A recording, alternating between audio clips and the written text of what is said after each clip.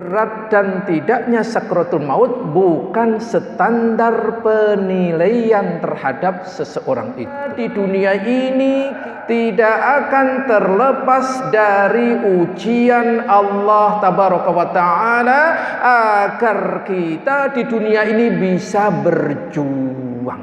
Alam akhirat, alam penuh dengan kejernihan, alam penuh dengan ketenangan. Tidak ada lagi nanti cobaan-cobaan kalau sudah masuk ke surga.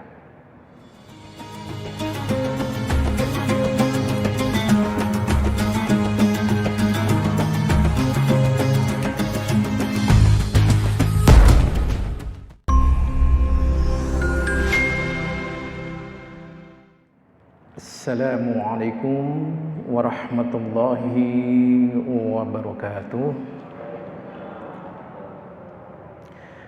Innal hamdalillah nahmaduhu wa nasta'inuhu wa nastaghfiruh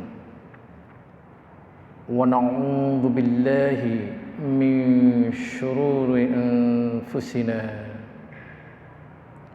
wa min sayyiati a'malina. May yahdihillahu fala mudilla lahu ومن يضلله فلا هادي له. أشهد أن لا إله إلا الله وحده لا شريك له وأشهد أن محمدا عبده ورسوله لا نبي بعده. اللهم صل وسلم وبارك على محمد صلى الله عليه وعلى آله وصحبه وسلم أجمعين. يا أيها الذين آمنوا اتقوا الله حق تقاته ولا تموتن إلا وأنتم مسلمون. يا أيها الناس اتقوا ربكم الذي خلقكم من نفس واحدة وخلق منها زوجها وبث منهما رجالا كثيرا ونساء واتقوا الله الذي تساءلون به والأرحام إن الله كان عليكم رقيبا. يا أيها الذين آمنوا اتقوا الله وقولوا قولا سديدا يصلح لكم أعمالكم ويغفر لكم ذنوبكم ومن يطع الله ورسوله فقد فاز فوزا عظيما. أما بعد فإن أصدق الحديث كتاب الله وخير الهدي هدي محمد صلى الله عليه وسلم وشر الأمور محدثاتها وكل محدثة بدعة وكل بدعة ضلالة وكل ضلالة في النار.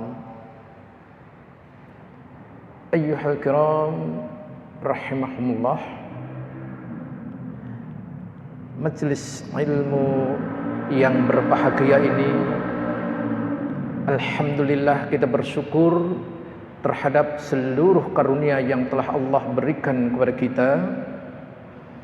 Dan juga tidak lupa kita bersolawat kepada Rasul sallallahu alaihi wasallam, juga seluruh keluarga, seluruh sahabat dan seluruh umatnya yang istiqomah dalam syariat yang beliau ila akhir zaman jalankan.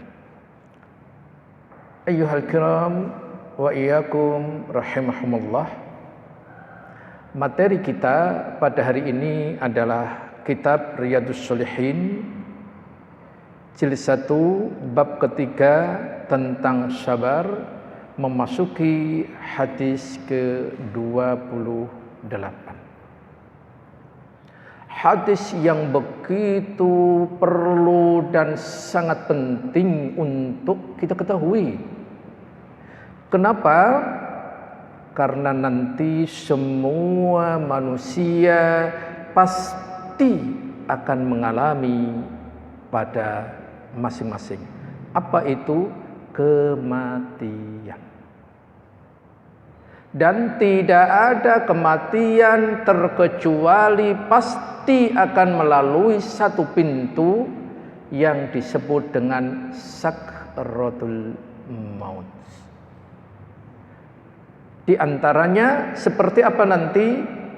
Mari kita sama-sama mendengarkan kajian kita pada hari ini, dan silahkan akhi membacakan hadis dan terjemahan serta yang lainnya. Tafadhol. Bismillahirrahmanirrahim. Hadis nomor 28. Wa an Anas radhiyallahu anhu qala, dari sahabat Anas bin Malik radhiyallahu anhu, dia berkata, "Lamma sabda Nabi sallallahu alaihi wasallam, ja'ala yatadassaqul qarbu." Ketika sakit Nabi sallallahu alaihi wasallam bertambah parah, beliau terlihat menderita sekali karena sakaratul maut. Faqalat Fatimah radhiyallahu anha, kemudian berkata pelan Fatimah radhiyallahu anha, wa karban abadahu, alangkah menderitanya ayahanda. Faqal, kemudian Rasulullah SAW bersabda, laisa ala biki karbun al-yawm, tidak ada lagi penderitaan bagi ayahmu setelah hari ini. Falamma mata qala, kemudian setelah beliau Rasulullah SAW wafat, qalat Fatimah, berkata Fatimah, ya batahu ajab rabban da'ahu, wahai ayahanda yang telah memenuhi panggilan Rabbnya, ya batahu jannatul firdausi matwahu, wahai ayahanda yang surga Firdaus menjadi tempat tinggalnya, ya batahu ila Jibril dan wahai ayahanda yang kepada Jibril kami memberitahukan wafatnya. Falamma dufina qala, kemudian setelah beliau dimakamkan, berkata Fatimah radhiyallahu anha, atabat anfusukum ay yahsu ala Rasulillah sallallahu alaihi wasallam. Berkata Fatimah, relakah jiwa kalian untuk menaburkan tanah ke atas tubuh Rasulullah sallallahu alaihi wasallam. Rawahu Bukhari. Hadis riwayat Bukhari. Pengesahan hadis ini diriwayatkan oleh Al-Bukhari sebagaimana ditulis dalam Fathul Bari juz ke-8 nomor 199. Kosa kata hadis sakula, bertambah berat, yaitu tatkala sakit Nabi Muhammad SAW semakin parah. Ia kata sabul karbu, menderita sekali karena sakaratul maut. Maknanya sampai beliau tidak sadarkan diri karenanya. Hal ini disebabkan oleh ketinggian derajat dan kemuliaan posisi Rasulullah SAW di sisi Allah Subhanahu wa Ta'ala. Seperti dimaklumi, orang yang menerima ujian terberat dari Allah Subhanahu wa Ta'ala adalah para nabi alaihi wasallam. Wa kan ba'abadahu, alangkah menderitanya ayahanda.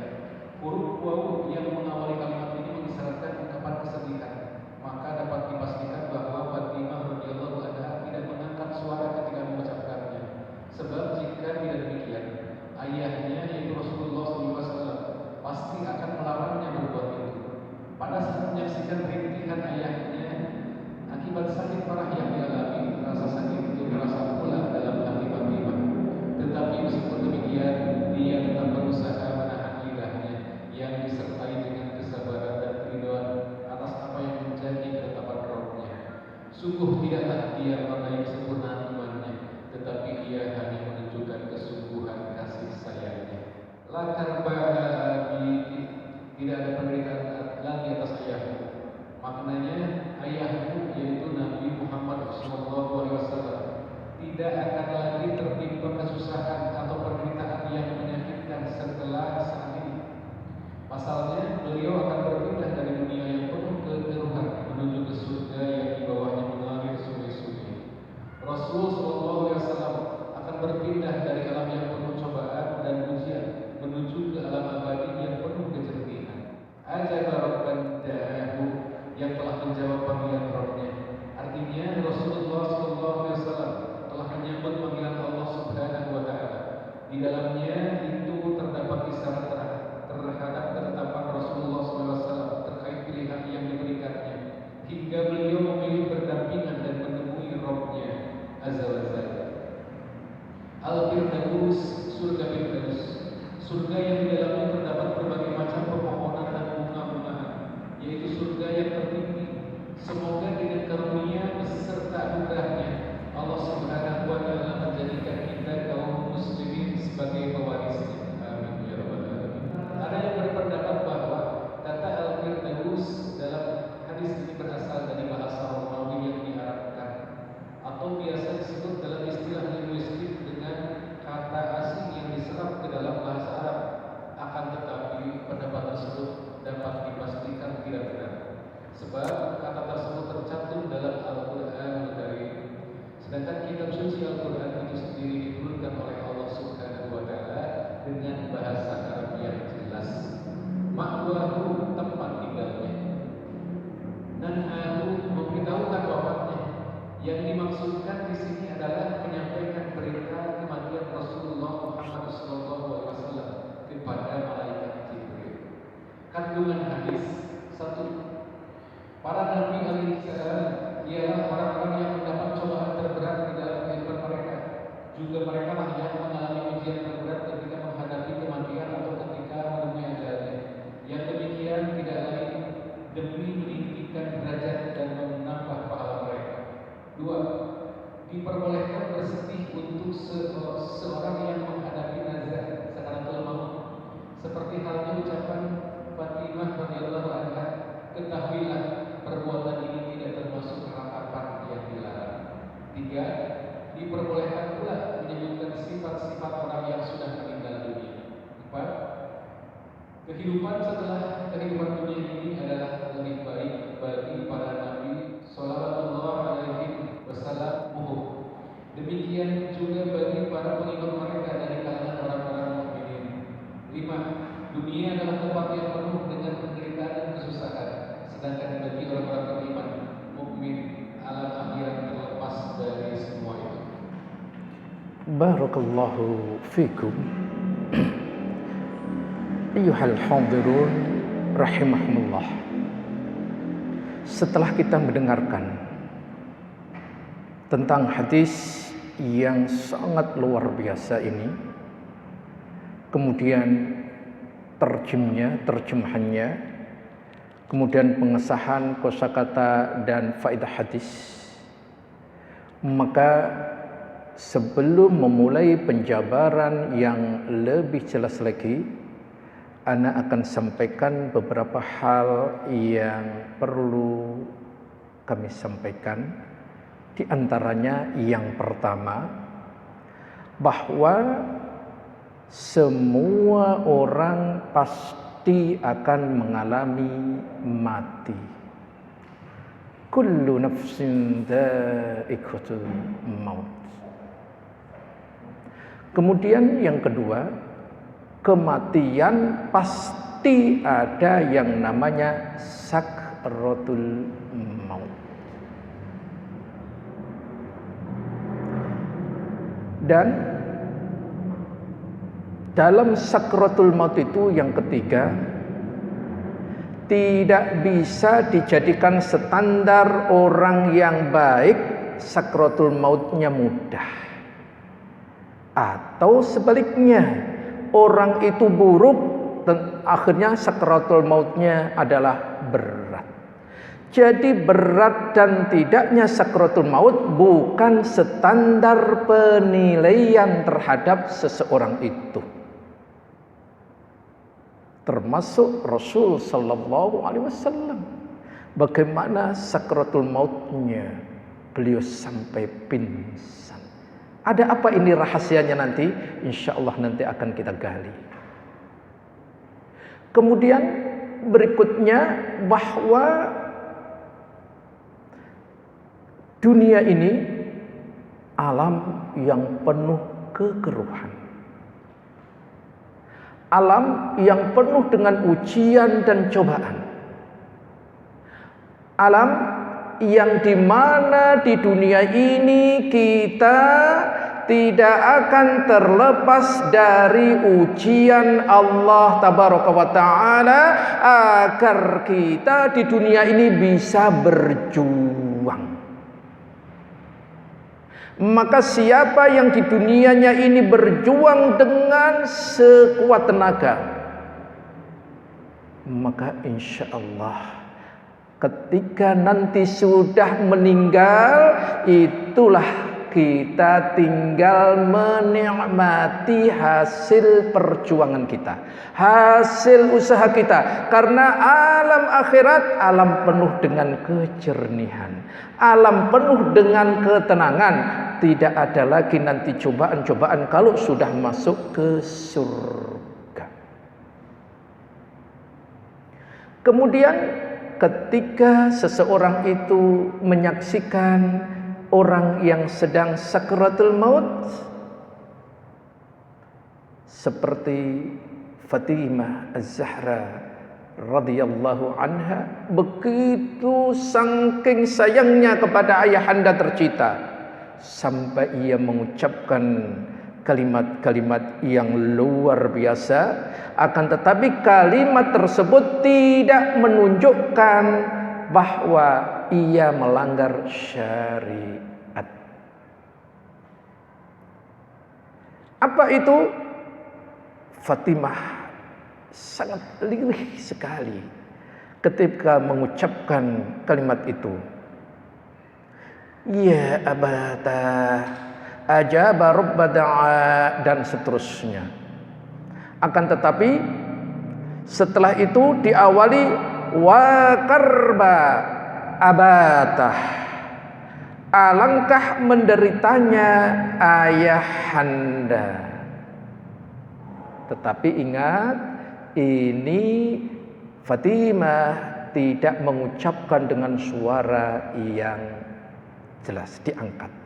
Karena ketika mendengarkan ini diangkat, Rasul pasti akan melarangnya. Itu. Kemudian yang tidak kalah pentingnya, Rasul memberikan jawaban dari apa yang disampaikan oleh putri tercintanya. Laisa ala abika karbum ba'dal yaum. Maka beliau menjawab atas apa yang menjadi kegundahan dari putri tercintanya. Apa itu? Tidak ada penderitaan lagi atas ayahmu setelah hari ini. Masya Allah. Setelah Rasul wafat, apa yang terjadi? Fatimah menyampaikan kalimat-kalimat yang luar biasa. Ya abatahu ajaba rabba da'ah. Wahai ayahanda yang telah menjawab panggilan Rabbnya. Jadi ketika disuruh memilih, ya, kalau para nabi itu ketika akan wafat disuruh memilih. Ada pilihan, mau tetap terus di dunia sampai batas waktu tertentu atau kembali kepada Allah. Jawaban Rasul gimana? Kembali kepada Allah. Masya Allah. Nanti akan kita coba dengan dalil-dalil yang jelas bagaimana ini semuanya, insya Allah. Kemudian beliau pun juga menyampaikan, Fatimah, ya abatahu jannatul firdausi ma'wah. Wahai ayahanda yang surga firdaus menjadi tempat tinggalnya. Jadi jamaah rahimahullah, kalau kita meminta surga, mintalah surga firdaus. Surga yang paling tinggi kedudukannya persis di bawah Al-Arsh Allah tabaraka wa ta'ala. Jadi kalau meminta, mintalah surga firdaus. Kemudian ya abatahu ila Jibrila nan'ah. Wahai ayahanda yang kepada Jibril kami memberitahukan wafatnya. Ini semuanya pernyataan-pernyataan kebahagiaan Fatimah setelah ayahandanya wafat, mendapatkan gambaran-gambaran yang luar biasa. Kemudian setelah pemakaman beliau, ini syariat, tolong bagi ikhwan yang menyaksikan pemakaman, tolong ini jangan ditinggalkan. Ini banyak yang jarang faham. Apa itu? Fatimah pun menyampaikan, atobat anfusukum an tahsyu ala Rasulillahi sallallahu alaihi wasallam at-turab. Fatimah radhiyallahu anha bertanya, relakah jika kalian untuk menaburkan tanah ke atas tubuh Rasul sallallahu alaihi wasallam? Jadi saat dimakamkan itu taburkan tanah. Ini sunnah Nabi. Tapi jarang yang melakukannya. Masya Allah, sangat luar biasa. Ini yang akan kita gali, ini yang akan kita kaji pada hari ini. Kita memohon kepada Allah, semoga Allah memberikan kemudahan dalam hal ini semuanya. Baik. Yang pertama, anak akan urutkan biar lebih sistematis. Makna sakratul maut. Allah Tabaraka wa ta'ala berfirman di dalam Quran surat Qaf surat 50 ayat ke-19, waja'at sakratul maut bil haqq dzalika ma kunta minhu tahid. Dan datanglah sakratul maut dengan sebenar-benarnya. Itulah yang kamu selalu lari darinya. Sakratul maut. Apa makna sakratul maut di sini? Di dalam kitab Jami'ul Bayan fil Tafsiril Quran juz 26 halaman 100 sampai 101, juga dalam kitab Fathul Bari juz 5 halaman 75 disebutkan yang namanya sakratul maut adalah dahsyatnya, saking kedahsyatannya terhadap tekanan dan himpitan kekuatan akan kematian yang mengalahkan manusia dan menguasai akal sehatnya. Jadi kedatangan sakratul maut itu akal kita sudah nggak akan bisa menjangkau lagi, sudah kalah dengan penderitaan yang luar biasa. Fisik kita, kemampuan apapun yang kita miliki, semuanya sudah tidak akan mampu mengendalikan yang namanya sakratul maut itu. Ini yang harus kita ketahui. Yang kedua yang pengen Anda sampaikan, gambaran sakratul maut. Pertama, Ibnu Abi Dunya rahimahullah meriwayatkan dari Saddad bin Aus radhiyallahu anhu. Ia berkata, kematian adalah kengerian yang paling dahsyat di dunia dan di akhirat bagi orang yang beriman. Jadi kematian itu kengerian yang paling dahsyat. Itu. Juga beliau melanjutkan yang namanya kematian lebih menyakitkan dari goresan gergaji, sayatan gunting, panasnya air mendidih di bejana. Masya Allah. Beliau pun menyampaikan kelanjutannya, seandainya ada mayat yang dibangkitkan dan menceritakan kepada penduduk dunia tentang sakitnya kematian, niscaya penghuni dunia tidak akan nyaman dengan hidupnya dan tidak nyenyak dalam tidurnya. Al-maut halaman 69. Masya Allah, bayangkan kengerian yang paling dahsyat, lebih menyakitkan dari goresan gergaji, sayatan gunting, panasnya air yang mendidih. Bila dibangkitkan, dia bercerita bagaimana dahsyatnya sakaratul maut. Ia hidupnya sudah tidak akan bisa nyaman dan tidak akan bisa tidur dengan nyenyak. Masya Allah. Allah tabaraka wa ta'ala berfirman, kalla idza balagatit taraqi wa qila marraq wa dhanna annahu al-firaq wal taffatis saqu bis-saq ila rabbika yauma idzinil masaq. Sekali-kali jangan apabila nafas seseorang telah mendesak sampai ke kerongkongan dan dikatakan kepadanya, siapakah yang dapat menyembuhkan? Dan dia yakin bahwa sesungguhnya itulah waktu perpisahan. Dan bertaut betis kiri dengan betis kanan, dan kepada Rabb-Mu lah pada hari itu kamu dihalau.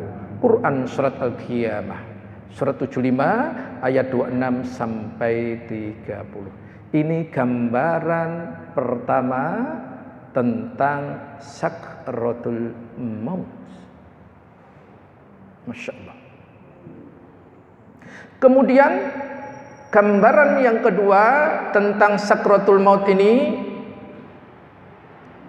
berdasarkan ayat tadi, Syekh Asy-Sya'di menyampaikan.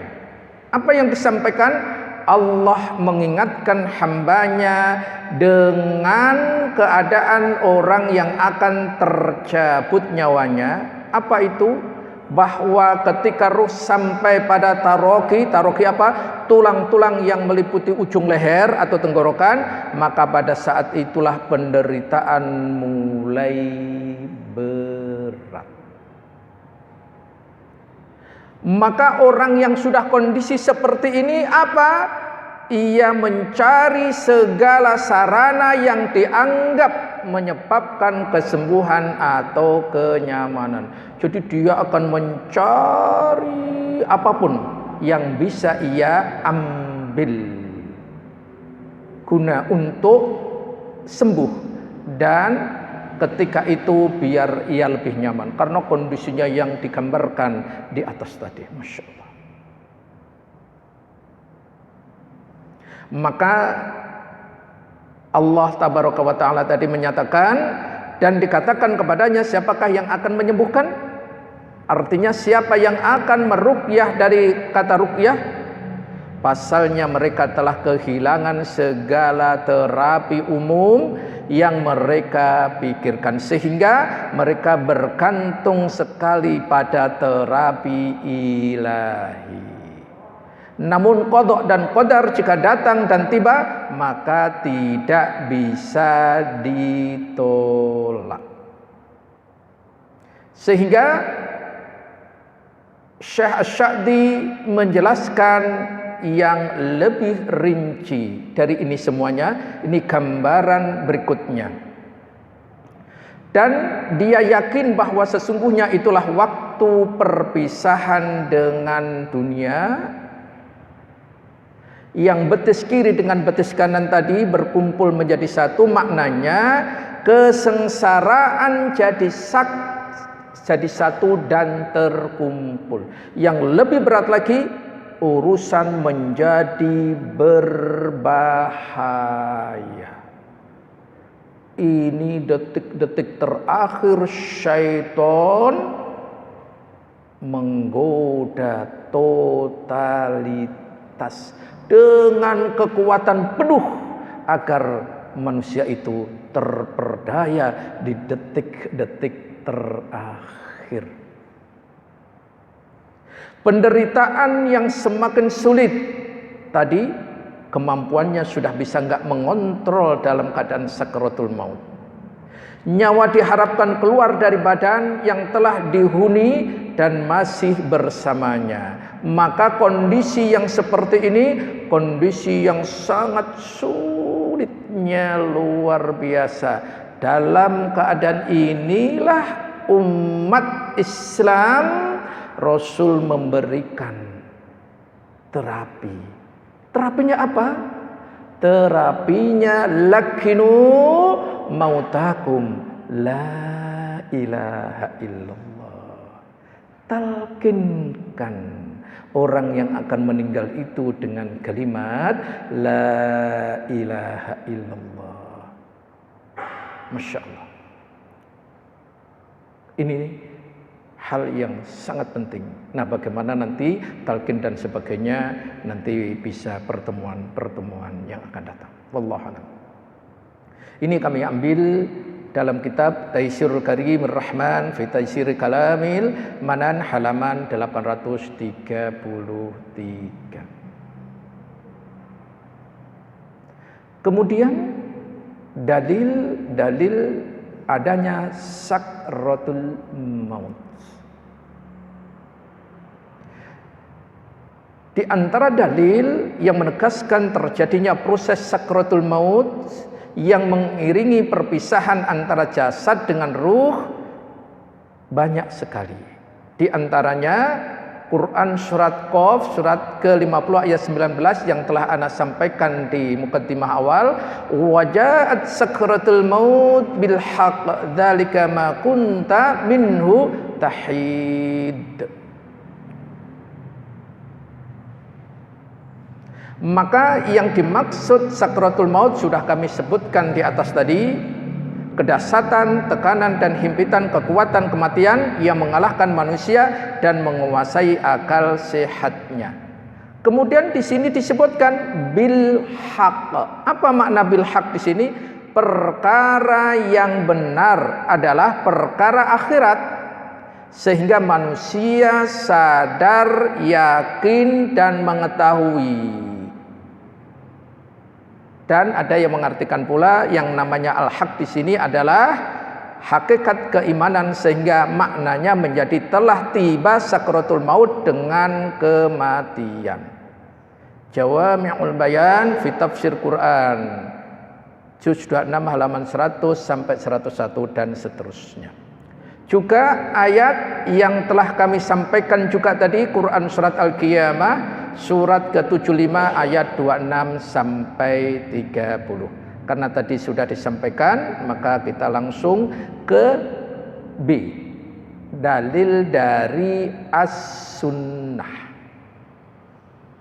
Ayat-ayatnya sejatinya masih banyak, tapi karena keterbatasan waktu dan seterusnya, kita ambil 2, nanti hadisnya juga kami coba kalau bisa 3, tapi kalau nggak bisa cukup 1 atau 2. Baik, hadis yang pertama, hadis ini diriwayatkan dari ibunda kita Aisyah radhiyallahu anhuma. Ia bercerita menjelang akan menjemputnya Rasul sallallahu alaihi wasallam dari ajalnya.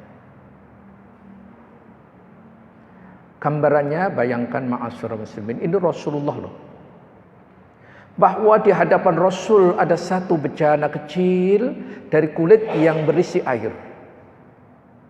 Beliau memasukkan tangannya ke dalamnya dan membasuh mukanya seraya berkata, La ilaha illallah.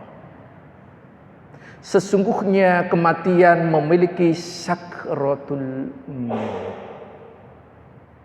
Dan beliau menegakkan tangannya dan berkata menuju Rafiqil A'la. Sampai akhirnya nyawa beliau tercabut dan tangannya melemas. Hadis riwayat Al-Bukhari. Kemudian hadis yang kedua dari sahabat Anas bin Malik radhiyallahu an. Tatkala kondisi Nabi semakin memburuk, Fatimah radhiyallahu anha berkata, alangkah beratnya penderitaanmu ayahku. Maka sang ayah beliau menjawab, tidak ada penderitaan atas ayahmu setelah hari ini. Kemudian yang ketiga, hadisnya juga berasal dari ibunda kita Aisyah radhiyallahu anha. Hadis ini diriwayatkan oleh At-Tirmidzi. Hadisnya insyaallah dinilai sahih. Apa itu? Ibunda kita Aisyah menyampaikan, aku tidak iri kepada siapapun atas kemudahan kematiannya sesudah aku melihat kepedihan kematian pada Rasulullah sallallahu alaihi wasallam. Jadi ibunda kita Aisyah betul-betul menjadikan pelajaran begitu berharga atas sakratul maut yang dialami sang kekasih tercinta Rasul sallallahu alaihi wasallam. Tayyib, 3 yang bisa ana sampaikan mengenai dalil, di antaranya sakratul maut. Sejatinya masih sangat banyak sekali. Baik, poin keempat yang ingin ana sampaikan adalah keadaan orang-orang beriman ketika sakratul maut. Ya, nanti kami akan menyampaikan 3 keadaan orang sakratul maut. Pertama, orang yang beriman. Kedua adalah para nabi, khususnya Rasul sallallahu alaihi wasallam. Kemudian yang ketiga nanti orang kafir. Bagaimana ketiga-tiganya ketika sakratul maut?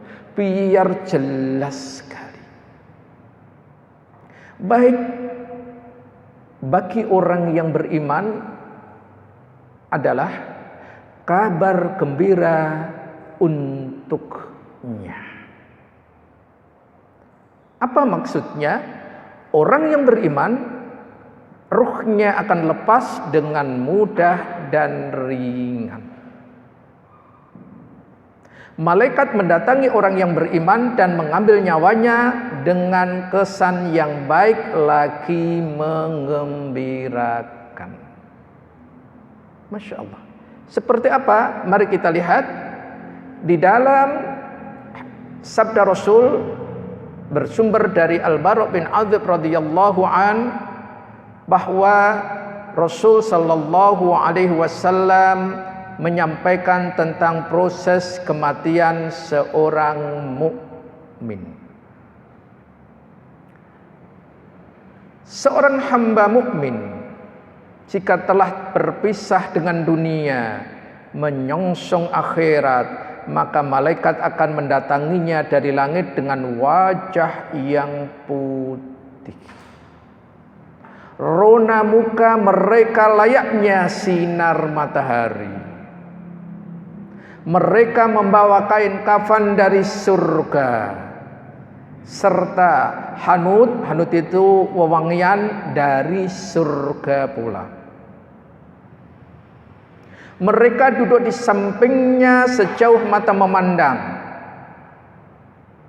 Berikutnya baru malaikat maut hadir dan duduk dekat kepalanya sambil berkata, wahai jiwa yang baik.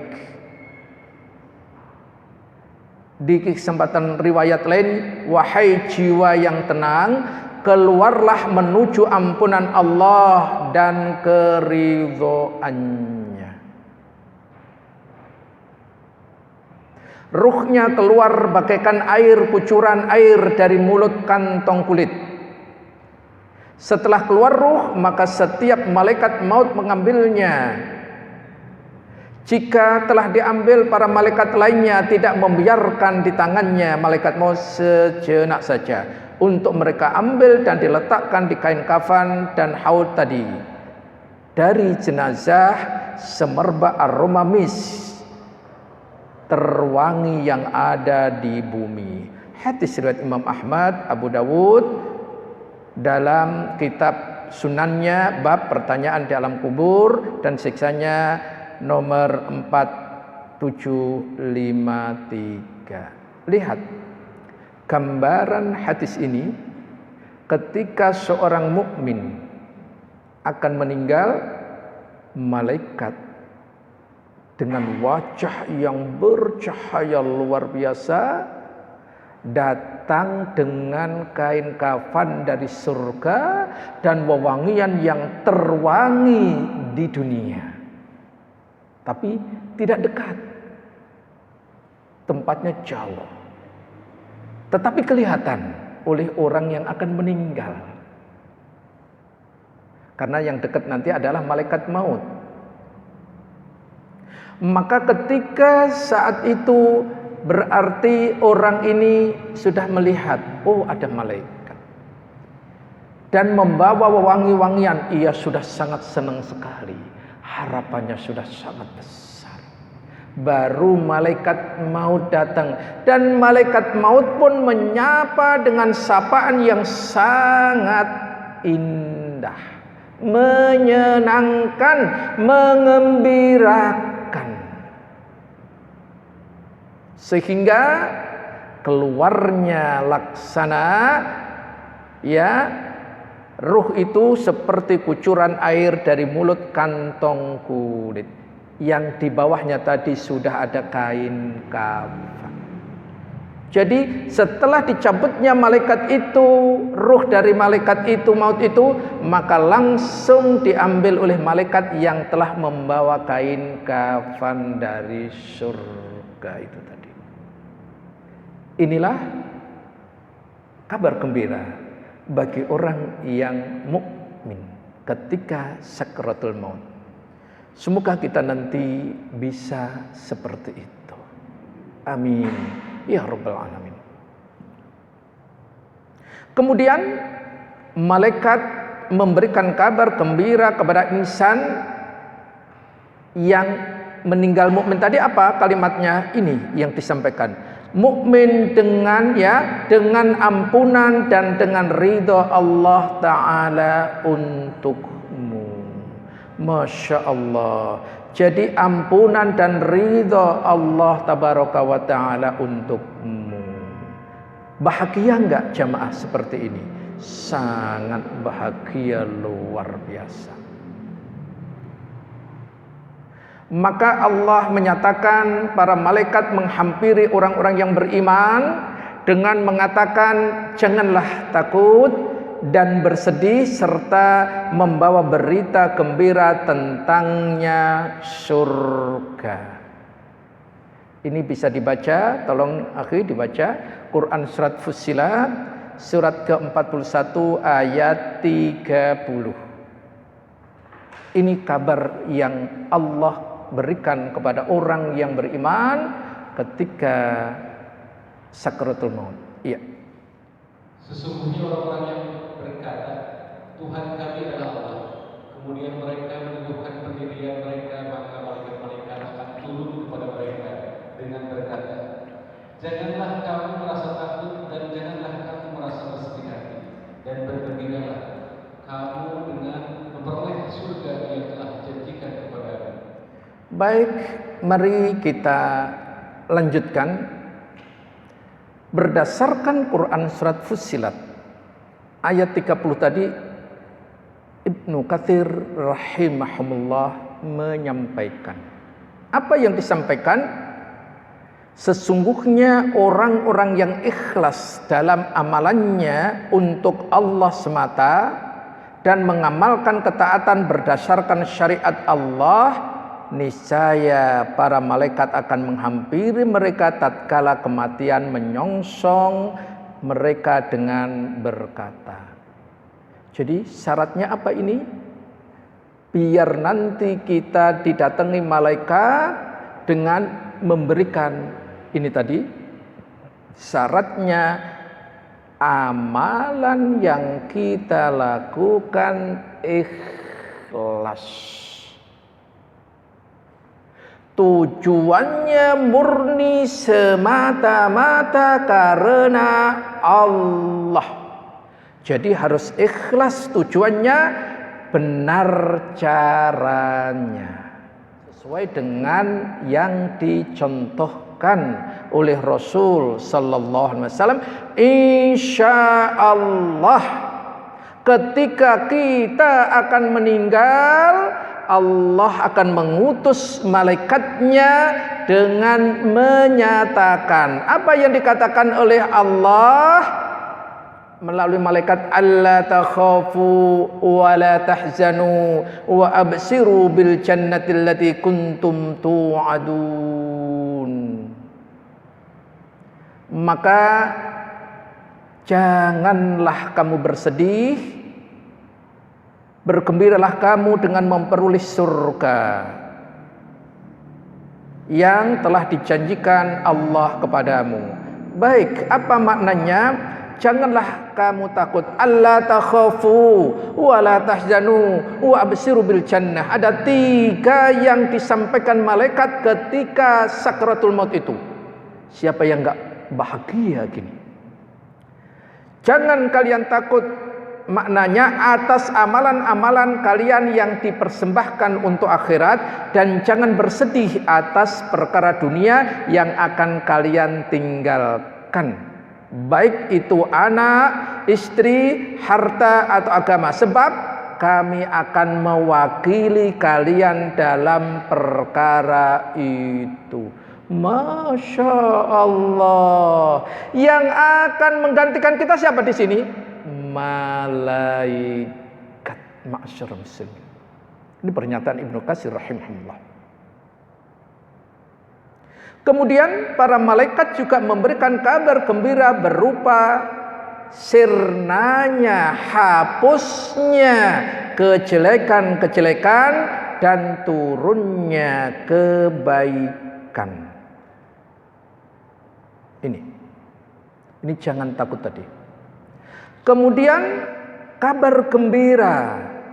Ibnu Katsir menukil pernyataan dari Zaid bin Aslam. Yang dimaksud kabar gembira akan terjadi pada 3 keadaan bagi seseorang mukmin tadi.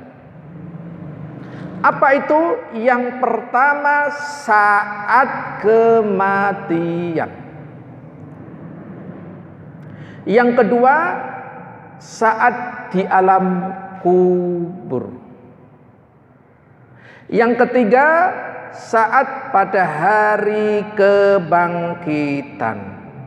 Inilah ya tafsiran yang terhimpun, seluruh tafsiran, dan sebuah tafsiran yang sangat bagus, dan memang demikian kenyataannya.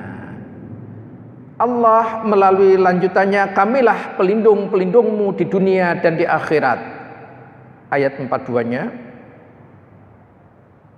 Maksudnya para malaikat berkata kepada orang yang beriman ketika akan tercabut nyawanya, kami para malaikat adalah kawan-kawan kalian di dunia, dan demikian juga kami bersama kalian di akhirat. Masya Allah. Tafsirul Quranul Azim juz 4 halaman 100 sampai 101. Masya Allah kan. Kemudian di ayat yang lain, kondisi kematian seorang mukmin dalam keadaan baik apa? Surat An-Nahl surat 16 ayat 32. Tolong akhi dibaca.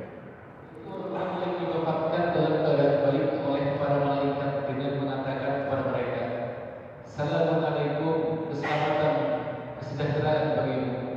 Masuklah ke dalam surga itu disebabkan apa yang telah kamu kerjakan. Iya, perhatikan ma'asyiral muslimin wa iyyakum rahimahumullah. Kondisi kematian seorang mukmin dalam keadaan baik, maknanya para malaikat mengatakan salamun alaikum, salam sejahtera bagimu, masuklah ke dalam surga karena disebabkan apa yang telah kamu kerjakan. Apa maksudnya? Mari kita perhatikan penjelasan dari Syekh Asy-Syanqiti rahimahumullah. Allah menyebutkan bahwa orang yang bertakwa, yang melaksanakan perintah Rabb mereka dan menjauhi larangan-larangannya, akan diwafatkan para malaikat, yaitu dengan mencabut nyawa mereka dalam keadaan thayyib, baik, yaitu bersih dari syirik dan maksiat. Adwaul Bayan juz 3 halaman 266. Masya Allah, siapa yang gak mau, ma'asyura muslimin, saat kembali kepada Allah bersih dari syirik dan maksiat? Pasti seorang mukmin semuanya menghendaki, berharap demikian itu. Kalau kita menghendaki dan berharap, apa yang harus kita lakukan? Hendaklah kita saat kita di dunia ini menjadi orang yang bertakwa kepada Allah Subhanahu wa taala dengan cara melaksanakan perintah Rabb mereka dan menjauhi larangan-larangannya. Maka ayo di sisa umur kita ini kita memohon kepada Allah agar terus diberikan hidayah. Guna sisa-sisa umur ini betul-betul kita manfaatkan untuk meraih amal solih, guna bekal untuk kehidupan setelah kematian. Ini yang wajib kita harus fahami. Karena yang namanya ajal tidak ada yang tahu. Ajal tidak dikasih tanda-tandanya, harus sakit dulu, tidak. Coba saudara-saudara kita yang kemarin dengan semuanya sehat walafiat, tiba-tiba baru berapa menit naik pesawat jatuh. Ada yang tahu bahwa berapa menit lagi dia akan mati? Dia merasakan ada tanda-tanda sesuatu di dalam dirinya, sakit dan sebagainya? Enggak. Wong direvit semuanya negatif. Masya Allah. Ini ajal. Oleh karena itu, kalau ingin mendapatkan akhir meninggalkan dunia dengan baik, ingat, ikhlas kepada Allah tujuannya. Caranya mengikuti Rasul sallallahu alaihi wasallam dalam bingkai bertakwa kepada Allah Subhanahu wa taala dalam segala aktivitas sisa-sisa umur kita. Kita enggak tahu umur kita seberapa banyaknya. Karena ini rahasia Allah tabaraka wa taala. Semoga Allah tabaraka wa taala menjadikan akhir kesudahan kita nanti dengan husnul khotimah. Amin ya rabbal alamin. Ini akhir kesudahan orang-orang mukmin ketika meninggal dunia. Baik, yang kedua, bagaimana keadaan Rasulullah sallallahu alaihi wasallam ketika sakit, kemudian sakratul maut, kemudian meninggal. Karena kita melihat di dalam hadis ini tadi, Rasulullah di akhir hayat beliau saat sakratul maut atau najah, begitu beratnya sampai putrinya mengatakan itu tadi. Berarti Rasulullah pun mengalami yang luar biasa. Apakah rahasianya itu? Mari kita sama-sama fahami dengan benar. Kondisi Rasulullah sallallahu alaihi wasallam di akhir hayatnya dimulai saat beliau sallallahu alaihi wasallam sakit. Kami ambil dari beberapa riwayat nanti. Yang pertama, riwayat dari sahabat Anas bin Malik radhiyallahu an. Hadis ini diriwayatkan oleh Imam Al-Bukhari. Tatkala kondisi Nabi semakin memburuk, Fatimah radhiyallahu anha berkata, yang disebutkan di dalam hadis ini tadi, sungguh berat penderitaanmu wahai ayahku. Maka Rasul sallallahu alaihi wasallam menjawab, laisa ala abiki karbun ba'dah. Maka tidak ada penderitaan atas ayahmu setelah hari ini. Hadis riwayat Bukhari nomor 4446. Hadis yang kedua dari ibunda kita Aisyah radhiyallahu anha, aku tidak iri kepada siapapun atas kemudahan atau kematiannya setelah aku melihat kepedihan kematian pada Rasul sallallahu alaihi wasallam. Hadis riwayat Tirmidzi nomor 979. Kemudian ibunda kita Aisyah juga menyampaikan, wahai Aisyah, ini Rasul sallallahu alaihi wasallam menyampaikan, aku masih merasakan rasa sakit akibat dari makanan yang saya konsumsi di Khaibar. Inilah saatnya urat nadiku akan terputus karena pengaruh racun itu. Hadis riwayat Bukhari nomor 4428. Lihat 3 hadis ini tadi, karena di perang Khaibar itu di situ tempat pusatnya Yahudi yang ada di Madinah waktu itu. Maka begitu ditaklukkan orang Yahudi, bencinya luar biasa sampai meracuni Rasul sallallahu alaihi wasallam. Kata Rasulullah, saat sakaratul maut masih merasakan akibat mengkonsumsi makanan yang di Khaibar itu.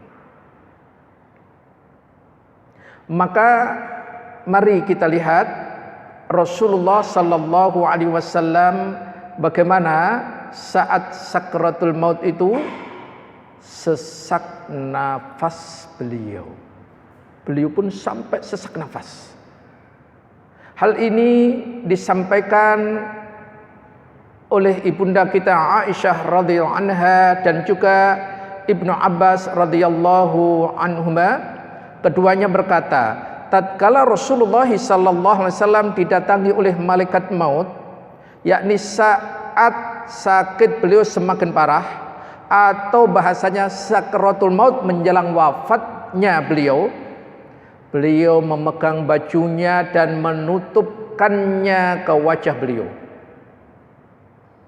Bila sudah sesak, beliau lepaskan dari mukanya. Dalam keadaan selalu seperti itu, beliau bersabda. Dalam kondisi seperti itu pun masih sayangnya Rasulullah kepada umatnya. Beliau menyampaikan apa yang disampaikan, laknat Allah Azza wa Jalla tertimpa kepada Yahudi dan Nasrani karena mereka menjadikan kuburan para nabi mereka menjadi masjid-masjid. Beliau sallallahu alaihi wasallam mengingatkan kaum muslimin atas perbuatan mereka, yakni Yahudi dan Nasrani. Hadis riwayat Bukhari nomor 3195. Apa maknanya ini? Ingat, Yahudi dan Nasrani dilaknat oleh Allah karena menjadikan kuburan-kuburan para nabi-nabinya itu sebagai tempat masjid, tempat ibadah. Jangan sampai ketika aku nanti mati kuburanku dijadikan masjid itu. Karena ini kesyirikan nanti. Inilah Rasulullah. Walaupun kondisi wajahnya sudah tadi terengah-engah karena tertutup kain tadi, nafasnya sudah sesak, itu pun masih memikirkan umatnya. Masya Allah. Ini ma'asyiral muslimin. Apa ada orang yang seperti itu ma'asyiral muslimin? Tidak ada. Orang yang yakin ketika kondisi itu yang dipikirkan adalah keluarganya. Kalau seandainya masih kuat memikirkan keluarganya. Tetapi lihat Rasul sallallahu alaihi wasallam. masih begitu luar biasa, tetap memikirkan jangan sampai umatnya terjerumus dalam kesyirikan, mendapatkan laknat dari Allah Azza wa Jalla. Wajib kita bersyukur kepada Allah. Allah hadirkan kita menjadi umat Rasul sallallahu alaihi wasallam. Masya Allah. Kemudian dari hal-hal ini semuanya, maka Ibnu Hajar rahimahumullah memberikan penjelasan yang sangat apik sekali terhadap keadaan Rasul yang begitu berat dalam sakratul maut. Apa yang beliau sampaikan ini disebutkan dalam Fathul Bari Syarh Shahihul Bukhari juz 11 halaman 363. Beliau menyampaikan dalam hadis-hadis tersebut di atas, kepedihan atau kesengsaraan saat sakratul maut bukan petunjuk atas kehinaan seseorang. Dalam konteks orang yang beriman bisa untuk menambah kebaikan atau menghapus kesalahan-kesalahan. Jadi kalau begitu semakin beratnya sakratul maut karena ini hari-hari terakhir. Saat-saat terakhir kapan lagi bisa menghapus dosa dan kesalahan tadi? Biar tadi di akhir kehidupan orang yang beriman tadi Allah bersihkan kesyirikan dan kemaksiatan dosa-dosa tadi dengan cara wallahu alam diperberat sakratul mautnya. Jadi nanti pemahaman kita harus sudah sahih ketika melihat saudara kita padahal taatnya luar biasa, kenapa saat sakratul maut kan berat seperti itu? Ingat, Allah akan menghapus dengan beratnya saat sakratul maut karena itu kesempatan terakhir diampuninya dosa-dosa dengan cara seperti itu.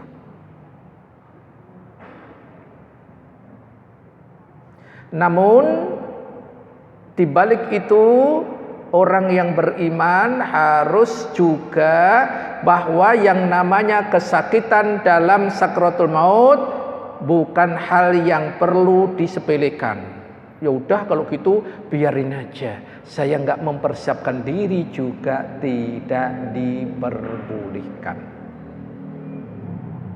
Sehingga kita setelah mengkaji bagaimana orang yang beriman dan Rasul dalam sakratul maut, maka kepedihan yang dialami oleh para nabi, para rasul, orang-orang yang solih di penghujung hidupnya bukan sebuah aib atau siksaan. Tolong digarisbawahi, melainkan untuk meningkatkan derajat mereka di sisi Allah serta memperbesar pahala-pahala mereka sebelum meninggal. Ini yang sangat perlu digarisbawahi. Itu. Masya Allah. Materi yang sangat penting untuk kita ketahui. Lantas mengapa Rasul sallallahu alaihi wasallam tadi sangat berat? Ini contohnya ya, sangat berat dalam sakratul maut. Hikmahnya apa? Kami akan sampaikan dua ulama yang menyebutkan ini. Yang pertama, kenapa Rasulullah sallallahu alaihi wasallam dan para nabi-nabi kok sulit sekali, berat sekali, bukan sulit ya, berat sekali dalam menghadapi sakratul maut? Yang pertama, Imam Abu Ja'far At-Tabari rahimahullah menyebutkan sebagai berikut. Ini hikmahnya. Dahsyatnya kematian para nabi itu ada dua faidah. Yang pertama, untuk menyempurnakan keutamaan serta mengangkat derajat mereka. Masya Allah kan.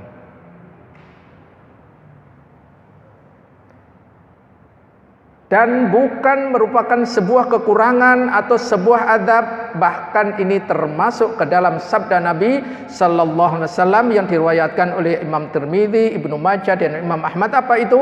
Sesungguhnya manusia yang paling berat cobaannya adalah para nabi, kemudian yang semisalnya. Jadi sekali lagi, ternyata untuk menyempurnakan keutamaan serta mengangkat derajat mereka, itu yang pertama. Karena kalau nggak dijelaskan gini, lihat orang yang sebaik Rasulullah aja seperti itu kan gitu. Kebanyakan di benak manusia mayoritas gitu. Orang itu taat sekali tapi kok meninggalnya berat sekali. Loh, orang itu jahat meninggalnya kok mudah, kan gitu. Ini sesuatu yang harus betul-betul kita fahami dengan pemahaman basirah, dengan dalil, dengan syariat, dengan ilmu. Insya Allah akan benar cara memahaminya. Yang kedua, agar manusia mengetahui sampai di mana kadar sakit tatkala sakratul maut itu. Dan bahwasanya yang namanya sakit sakratul maut itu sifatnya batiniyah. Kelihatannya berat, tetapi yang menjalani wallahu alam kita nggak tahu. Seperti itu. Ini diambil dalam kitab Al-Buhur wa Dzakirah fil Ulumil Akhirah juz 1 halaman 73. Ini pendapat pertama yang kami ambil. Kemudian yang kedua, Al-Imam Al-Qurtubi rahimahumullah menyampaikan dahsyatnya kematian dan sakratul maut yang menimpa para nabi mengandung manfaat sebagai berikut. Yang pertama, supaya orang-orang mengetahui kadar sakitnya kematian dan ia sakratul maut itu tidak kasat mata. Kalau Nabi nggak mendapatkan sakratul maut, nanti nggak tahu standarnya sakratul maut itu seperti apa. Karena kalau nggak menjalankan, padahal Nabi itu nggak pernah menyampaikan sebelum beliau menjalankannya. Maka Rasul ya harus kena sakratul maut. Kemudian yang kedua, mungkin akan terbetik di benak sebagian orang mereka adalah para kekasih Allah, para nabi dan rasulnya, mengapa mengalami kesengsaraan yang berat seperti ini. Pasti akan seperti itu kebanyakan orang. Maka mari kita lihat jawabannya, bahwa yang paling berat ujiannya di dunia adalah para nabi, kemudian orang yang semakin atau menyerupai mereka dan semakin mirip dengan mereka seperti dikatakan nabi di atas tadi. Jadi ujian yang paling berat siapa? Para nabi atau rasul, kemudian orang-orang yang mengikuti mereka. Untuk apa? Orang-orang yang beriman, para nabi, para rasul, orang yang beriman tadi diperberat, sakratul mautnya kelihatannya berat secara fisik kita. Untuk apa tadi?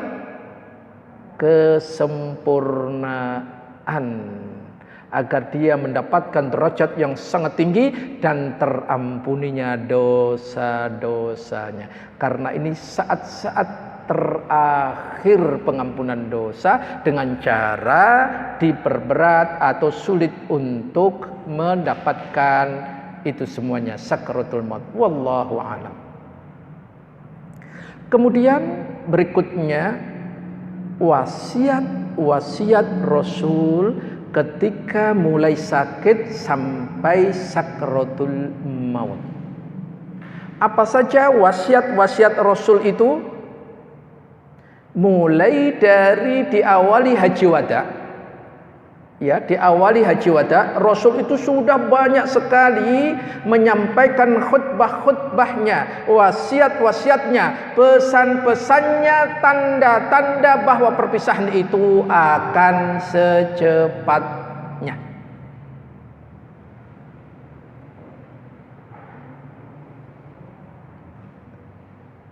Ketika itu Rasul sallallahu alaihi wasallam menyampaikan, hadis ini riwayat Al-Bukhari nomor 4430, pelajarilah dariku tata cara haji kalian, bisa jadi aku tidak berjumpa lagi dengan kalian setelah tahun ini. Bayangkan, kalimatnya jelas sekali. Setelah tahun ini. Ini kalimat-kalimat perpisahan. Tanda-tanda bahwa beliau sudah akan kembali ke Rafiqul A'la. Rasul lebih memilih ke sana. Kemudian setelah haji selesai, Rasul kembali ke Madinah. Beliau berziarah ke makam Baqi. Ya, makam Baqi kita sama-sama paham ya, yang sudah ke sana dekat sekali dengan Madinah, ya, yaitu di Masjidil Nabawi. Kemudian mendoakan keluarganya, juga menziarahi dan mendoakan syuhada perang Uhud. Beliau berkhutbah di hadapan para sahabatnya berupa pesan seorang yang hendak wafat kepada orang yang masih hidup. Sudah mulai itu.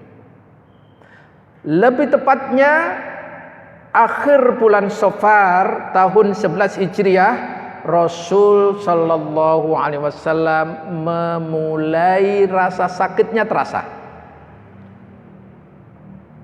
Mulai mengeluhkan sakit pada kepala beliau. Dan sakitnya semakin berat, terus semakin berat, hari demi hari semakin berat.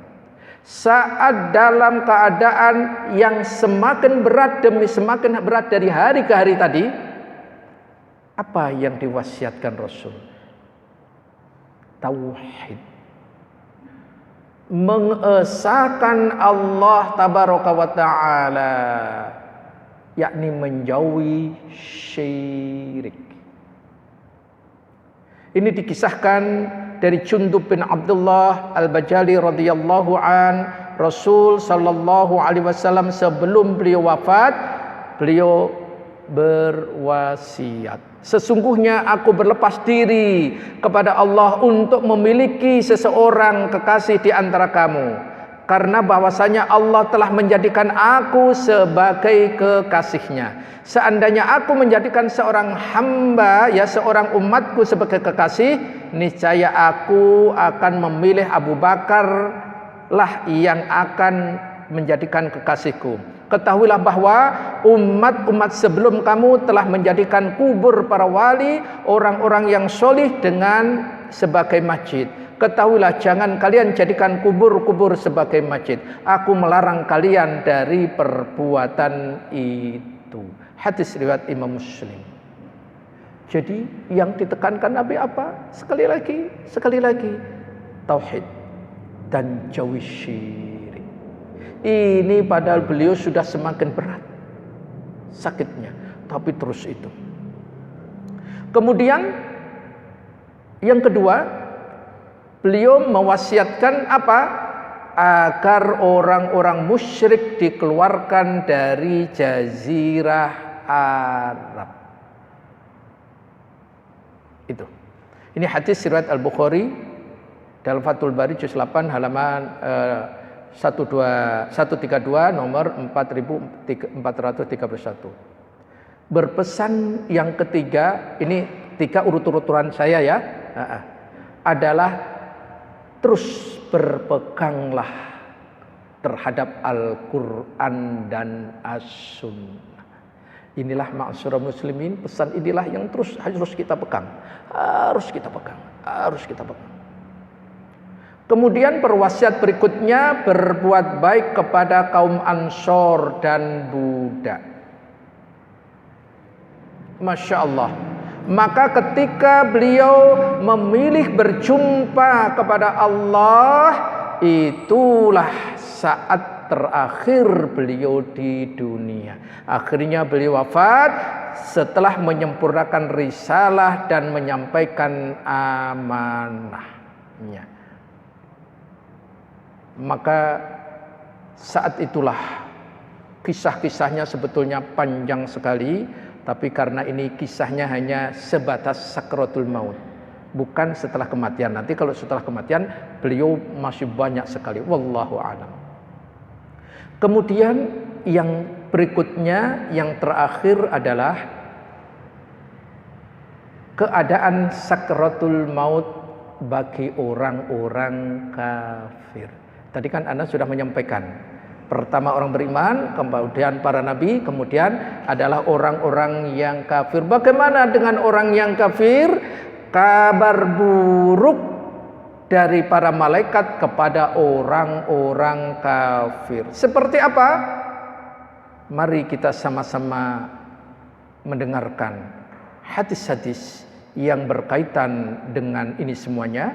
Yang pertama kami ambil hadis riwayat Imam Ahmad, nomornya banyak sekali, dan Abu Dawud, di mana Rasulullah sallallahu alaihi wasallam mengisahkan kondisi sakratul maut yang dialami oleh orang kafir. Sesungguhnya hamba Allah yang kafir, dalam riwayat yang lain yang jahat, jika akan telah berpisah dengan dunia, menyongsong akhirat, maka malaikat yang kasar akan dari langit datang dengan wajah yang buruk, dengan membawa kain kafan dari neraka. Mereka duduk sepanjang mata memandang, kemudian malaikat maut hadir dan duduk di atas kepalanya seraya berkata, "Wahai jiwa yang keji, keluarlah engkau menuju kemurkaan Allah dan kemarahannya." Maka ia pun mencabut ruhnya layaknya mencabut safut atau penggerek yang banyak mata besinya dari bulu wol yang basah. Beda sekali dengan orang yang beriman tadi, jauh sekali, ma'asyiral muslimin. Kemudian para malaikat akan memberikan kabar buruk kepada orang kafir dengan siksanya. Silahkan tolong akhi dibaca surat Al-An'am, surat ke-6 ayat ke-93.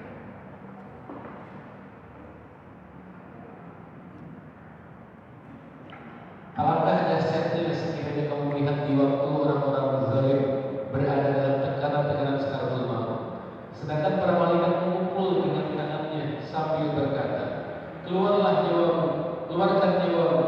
Di hari ini kamu akan dibalas dengan siksaan yang sangat menghinakan, karena kamu selalu mengatakan terhadap Allah perkataan yang tidak benar, dan karena kamu selalu menyombongkan diri terhadap ayat-ayat-Nya."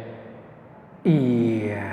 Baik, mari kita lihat hal yang sangat penting. Apa maknanya? Wallahu alam. Para malaikat membentangkan tangannya untuk memukuli dan menyiksa sampai nyawa keluar dari fisik atau badannya. Karena itu malaikat mengatakan, "Keluarlah nyawamu."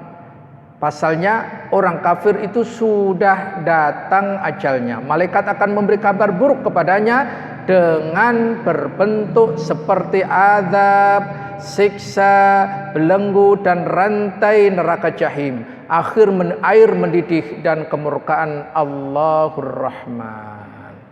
Akhirnya nyawa-nyawa mereka bercerai-berai dalam jasadnya, tidak mau taat dan enggan untuk keluar. Akhirnya malaikat memukul dan memukulnya. Sehingga saat sakratul maut itu, orang-orang yang kafir tadi apa? Dia mempunyai beberapa permintaan. Pertama, orang kafir minta dikembalikan agar bisa masuk Islam. Yang kedua, orang yang jahat memohon dikembalikan ke dunia untuk bertaubat dan beramal solih. Itulah harapan, itulah permintaan, itulah yang diinginkan mereka. Tetapi ingat, Allah tabaraka wa ta'ala menjawabnya dengan jawaban yang jelas. Inilah jawaban dari Allah subhanahu wa ta'ala. Quran surat Al-Mu'minun surat 23 ayat 99 sampai 100. Ini jawaban Allah atas permintaan orang-orang yang kafir itu. Demikianlah keadaan orang-orang kafir hingga apabila datang kematian kepada seorang dari mereka, ia berkata, Ya Rabbi, kembalikan aku ke dunia, agar aku berbuat amal soleh terhadap apa yang telah aku tinggalkan. Sekali-kali tidak, sesungguhnya itu adalah perkataan yang diucapkan saja, dan di hadapan mereka ada nanti sampai hari mereka dibangkitkan. Iya, baru gitu aja sudah pengen kembali ke dunia.